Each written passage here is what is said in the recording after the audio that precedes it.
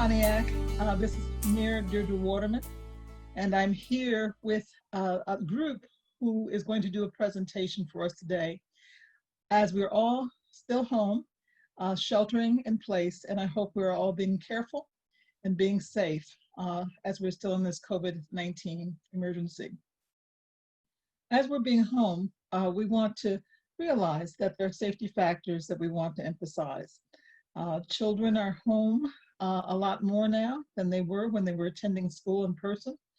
And we have seen more incidences of gun safety precautions that have not been observed. And because of that, we wanted to bring this group particularly, who also is planning an event to emphasize this. And I want to introduce now to you someone from the Moms Demand Action Against Gun Violence, as well as some of the cohorts and friends from Pontiac Universal Crimes that we all well know for their work in Pontiac. And with that, I'm going to turn over the camera right now to Skye Teton, who will also give us the Be Smart message from the group, Moms Demand Action, and then also talk about safety factors that are available to help with secured gun storage. To bring a message here, and then we'll have some other announcements after that about how this presentation will also be repeated June 2nd at the council meeting at 6 p.m. on next Tuesday. And with that, I'm very pleased to introduce Skye Teton. Thank you for coming. Thanks so much, Madam Mayor. I would like to say a sincere thank you to yourself, Mayor Waterman of City of Pontiac, for providing us this platform to share the Be Smart message today. An additional thank you to Raheem Harris of Pontiac Universal Crimes and Pastor Kevin of Boulevard Church for their support, and also to my lovely friend and fellow Moms Demand Action volunteer, Dawn Hanna, for putting all of this together. I'm just very, very grateful and very excited to meet everyone. So thanks to everyone for joining us here today. Today we'll be talking about Be Smart, which is a program developed by Moms Demand Action for Gun Sense in America to bring together parents and all adults concerned about kids, guns, and safety. My name, as we said before, is Skye Teton, and I am the local group lead and Be Smart trainer for the North Oakland chapter of Moms Demand Action here in Michigan. I was actually born and raised in Toronto, Canada. So I moved to the US in 2009, and gun violence was not something that I grew up with in Canada because we have stricter regulations on personal firearms in that country. Gun violence is something that I had to learn about through experience as an adult. I also learned about the Second Amendment and how important and integral it is to American citizens and the complications and responsibilities that come with gun ownership. So I've been involved with the South Oakland chapter of Moms Demand Action from about 2017.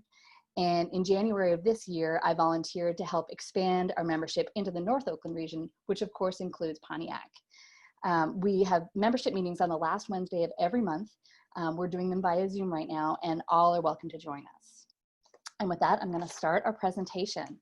So I'm going to go to share screen.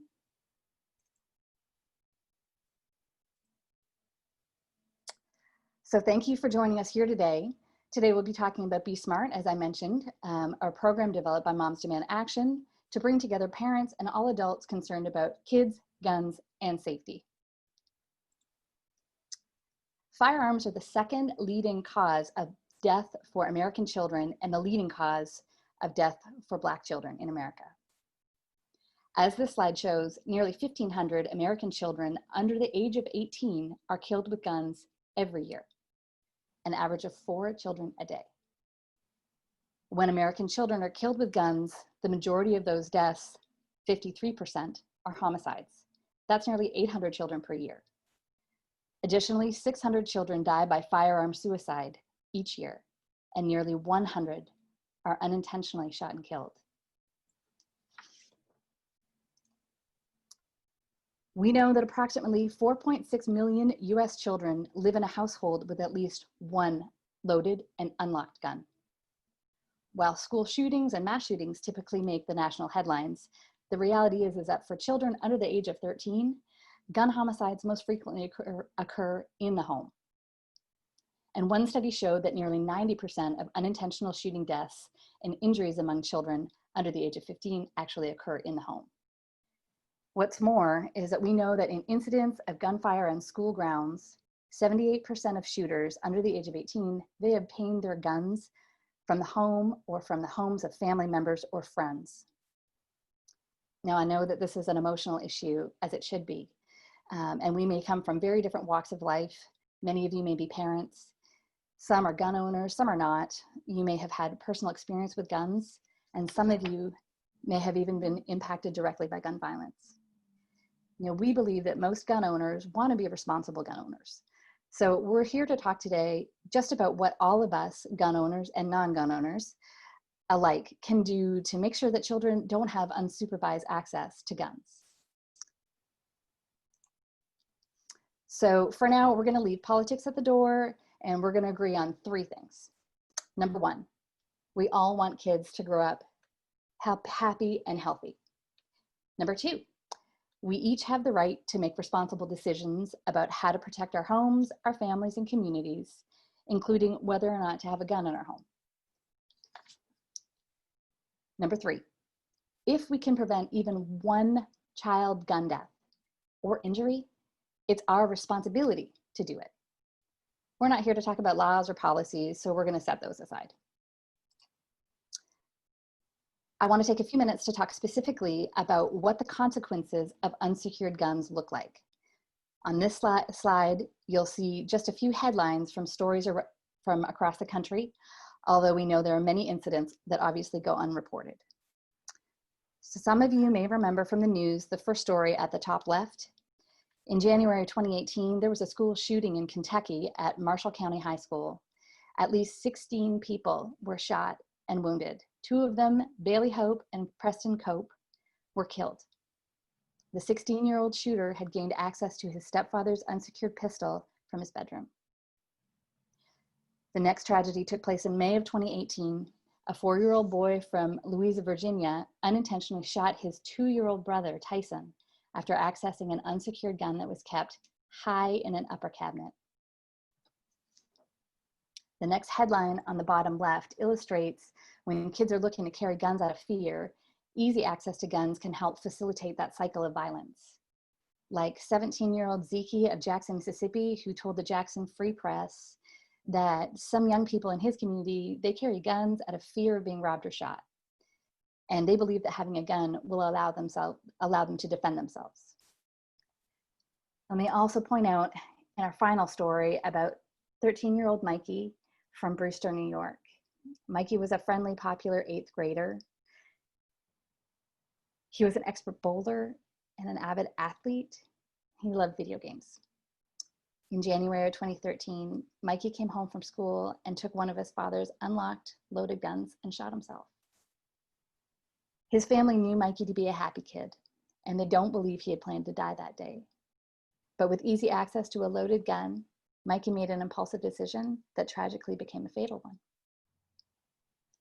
Now, all 4 of these stories show the fallout of when young people get their hands on unsecured guns.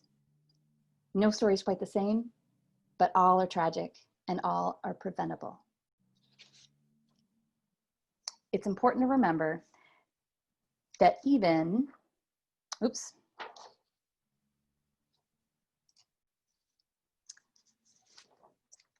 important to remember that even if you are practicing responsible storage, or if you don't have a gun in your home, you can't be sure about other homes. You can't be sure about how responsible other people are being.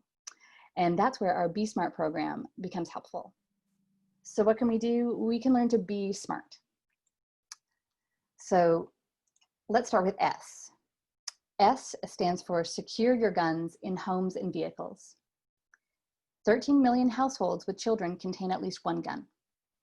And the majority of children in gun-owning households know where that gun is stored. And we already know that in incidents of gunfire on school grounds, the majority of shooters under the age of 18 obtain their guns from their home or the homes of relatives or friends. Like the tragedy that unfolded at Marshall County High School in Kentucky that we touched on earlier. So what do I mean by securing guns? Guns should be stored locked and unloaded with ammunition stored separately. Hiding a gun is not securing a gun. And we know that that can lead to tragedy. We talked about that with the 4-year-old Virginia boy who unintentionally shot his 2-year-old brother after accessing an unsecured gun that was just stored high in an upper cabinet. And remember Zeke from Mississippi, who spoke of the complicated safety reasons that push some teens who want a gun. You got to keep in mind that these kids may feel a variety of emotions surrounding guns. They may feel curious to fascinated to fearful. As adults, it's our responsibility to prevent that easy access to guns. Now, research also finds that responsible gun storage is associated with a decreased risk of firearm suicide and an unintentional firearm injury among children. So one study showed that households that locked both firearms and ammunition had a 78% lower risk of self-inflicted firearm injuries Who's this? among children and teenagers, and an 85% lower risk of unintentional firearm suicides. Some commonly used responsible storage practices include using a cable lock, a lockbox, or a firearm safe, as well as storing firearms unloaded with ammunition stored separately. Unsecured guns also contribute to the staggering number of guns stolen without the knowledge of their parents. Nearly a quarter of parents, we're going to have to come back to that. Ken, I'm going to read this last sentence and maybe you can cut. Unsecured guns also contribute to the staggering number of guns stolen each year. An estimated 380,000 guns are stolen from private gun owners every year, and gun owners were 3 times more likely to have a gun stolen if they carried a gun in the last month. Research also suggests that nearly 1/4 of stolen guns are taken from cars. So storing a gun in a glove compartment or underneath a car seat is not considered responsible storage. M stands for model responsible behavior. Every law-abiding adult has the right to decide whether or not to have a gun in their home. But you can't rely on curious kids to not find that gun. So as we saw on the slide before, one study showed that the majority of children are aware of where their parents store their guns, and more than 1/3 reported handling their parents' guns, many doing so without the knowledge of the parents. Nearly a quarter of parents did not know that their children had handled the gun in their house. Now, it's always an adult's responsibility to prevent unauthorized access to guns. It's not a curious child's responsibility to avoid the gun. Talk to your kids about gun safety, but remember, that's just a precaution. It's not a guarantee. One study found that young children who go through a week-long gun safety training, they're just as likely as children with no training to approach or play with a handgun if they find one. Modeling responsible behavior means that smart adults make sure that kids don't have the opportunity to access guns. Now that said, of course, you can't control the environment that your child's in every day. So you should teach them not to touch a gun if they come across one, if it's real or pretend, and to give them the tools to get out of a dangerous situation and to alert an adult. As the adult, it's your responsibility to do everything you can to prevent them from getting into a dangerous situation to begin with. So we also have a number of handouts that we typically hand out during in-person presentations, but if you are interested in any of them, please let us know and we'll be able to mail one to you or perhaps set up a drop area once things start getting underway again, perhaps at the City Hall. So we have a handout on best practices for talking to adults and teens about guns.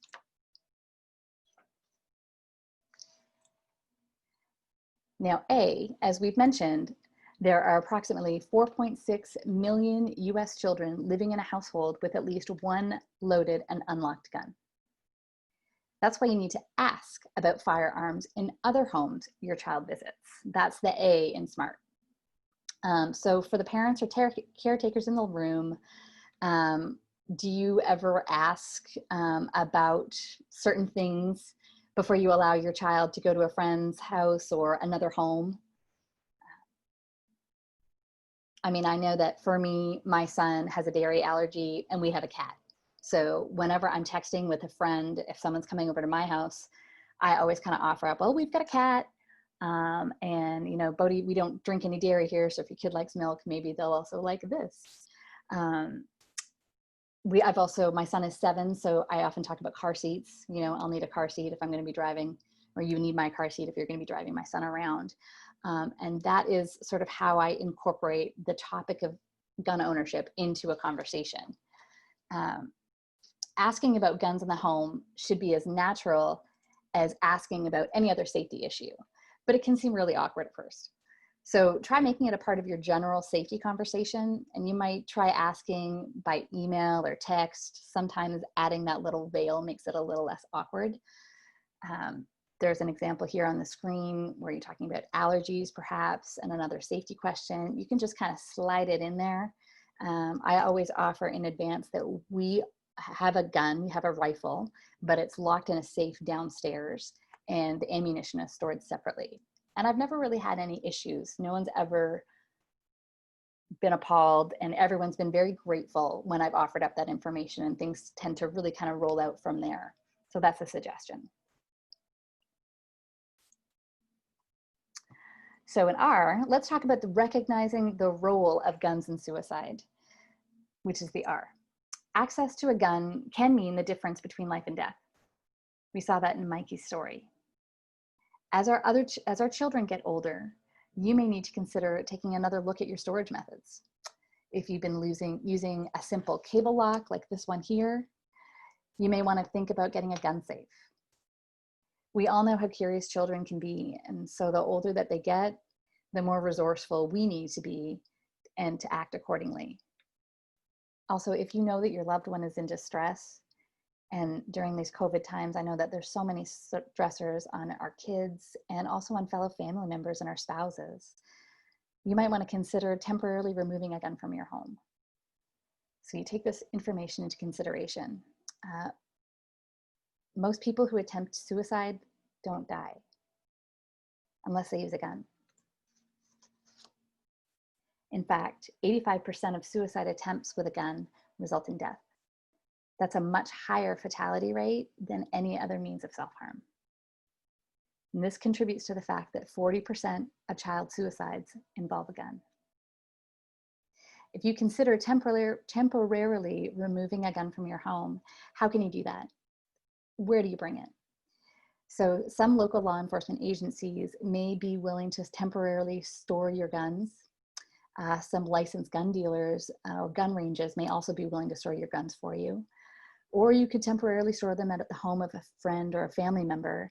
You know, and to manage risk for that friend or family member, you should probably lock any guns that you transfer and not provide the key or the code. The National Youth Survey conducted by the CDC showed that 17% of high school students surveyed had seriously considered attempting suicide within the last year. One study showed that 41% of adolescents in gun-owning households reported having easy access to the guns in their home. As we discussed earlier, research shows that responsible firearm storage is associated with a decreased risk of child firearm suicide. So we have handout materials with this information, but it always includes these 3 critical, essential hotlines: the National Suicide Prevention Lifeline, the Trevor Project, and the text option that you see on your screen. If you recognize these or any other warning signs of suicide, and please, by all means, call any one of these numbers to help your family member. And then we come to T. T is tell. That's the power of being smart. You know, we've heard from people that because of the Be Smart program, they now know to ask about the presence of guns before their children go to other people's homes. That they've actually talked to family members and had really awkward conversations about guns in their homes. I know that I've had to do that. It's really awkward, but I feel so much better actually having made that connection. And when they recognize the role of guns in suicide and that gun owners are modeling responsible behavior as a direct result of this Be Smart program. So this is when I like to open it up to anyone who happens to be watching this presentation. If you feel that this is a message that you like to bring to your community or to an organization that you are associated with, please reach out. We would love to have you join our Be Smart team and get the training and become a Be Smart presenter on your own, or just share the Be Smart message. Who are you going to tell to be smart today? Research shows that law enforcement, the military, and hunting or outdoor groups are particularly effective at communicating safe storage practices. So Be Smart, we'll go over it one more time. S stands for secure all guns in your homes and your vehicles. And these little cable locks are amazing to store your gun inside your vehicle. That way, if something happens and your gun goes missing, it's locked. You just, works like a bike lock. M is for model responsible behavior. A is for ask about unsecured guns in other homes. R is for recognize the role of guns in suicide. And T is for tell your peers about the Be Smart program. Thanks so much for spending your time here with us today. This is just a reminder, if everybody wouldn't mind signing in or dropping your name into the chat box of this presentation, that would be very helpful for us. And feel free to speak to me or ask any questions about the presentation or about gun safety in general. This is a real honor for me to be able to present this today. I'd also just like to throw a little pitch in just to say that since the inception of Be Smart in May of 2015, almost 3,000 volunteers have been trained to deliver the Be Smart message at community presentations, tabling events, and in other venues. We've held over 2,000 events in 43 states. We've also presented at a variety of state and national conferences for organizations such as the PTA, Safe Kids Worldwide, and American Medical Student Organization. Be Smart is presented at Rotary Club meetings, at PTA meetings, Chief of Police Association meetings, and in homes and even doctor's offices, just to name a few. So thank you again for having me here. It's been a true honor. And with that, I'm going to stop our screen share and I'll turn it over to Dawn Hanna. Hey, my name is Dawn Hanna. In regards to what Sky was just telling us about gun safety and everything, I decided with some community leaders in the city of Pontiac to come together on June 5th to support the National Gun Violence Awareness Day. So I'm asking all the citizens of the city of Pontiac if you can take out your orange shirt and wear it on June 5th and post a picture, a selfie on Facebook and hashtag Pontiac Wins or Wear Orange. And also a few of the community leaders, we're going to be downtown Pontiac, social distancing event. We're going to have our signs saying stop the violence and end gun violence at 7:00 p.m. We're going to meet probably at the police station. So if you want to, we're going to go Facebook Live. So if you want to tune in to Facebook Live at 7:00 on June 5th, I also have t-shirts available for $10 that says End Gun Violence. You can reach me at 248-340-3111. And for the bigger sizes for 2X and above are $12. And thank you. I turn it over to the mayor. Thank you, Dawn, for that. Also, thank you, Sky, for such an excellent presentation on such an important issue. And I do want to correct that. It was, I said Moms Demand Action for Gun Safety. I want to get that right. We've got a lot of different groups here, and I want to get the right terminology. And thank you for being the group captain and taking that message out. That's so important for all of us. I also want to let you know that amongst the other organizations who are involved in this, Dawn Hanna, you announced the June 5th event, and we want everybody to participate in that. So welcome you to do that. We're also going to carry this presentation forward on Tuesday, June 2nd, at the City Council meeting. So we will have people who deliver public comments in addition to the fact that I will officially proclaim it, and I hope City Council will join in as well, in naming June 5th national, or at least city-wise. I can't do it for the national, but I can do it for the city of Pontiac, or National Gun Violence Awareness Day that we're going to hold right in the city of Pontiac. And as you heard Don Hanna say, that will take place at 7 p.m. in our very own downtown, right here in downtown Pontiac. So we'll be announcing that and proclaiming that with a mayoral proclamation at the city council meeting on June 2nd. And that meeting takes place at 6 p.m. For those of you who would like to send public comment, you can do that by email. And there is an address on our website to do that. And in addition to that, we have other groups who are also very cooperative with the effort and the messaging that you're sending out. To let you know that as mayor of the city, I joined the Mayors Against Illegal Guns. And so that is also a very important part of gun safety. And so the city of Pontiac is officially registered with that organization as well as the other organizations who are local. And one of those organizations is Pontiac Universal Crimes, which has such a far reach and has done so much. And many of us have participated in the awareness marches and campaigns that have gone out. I see Raheem Harris, who's the founder and organizer of that, has a tremendous following. And we just want to give a shout out to Raheem. I don't know if he wants to have a few words here as we end this presentation, but certainly we're all impressed with the work that you've done in our community.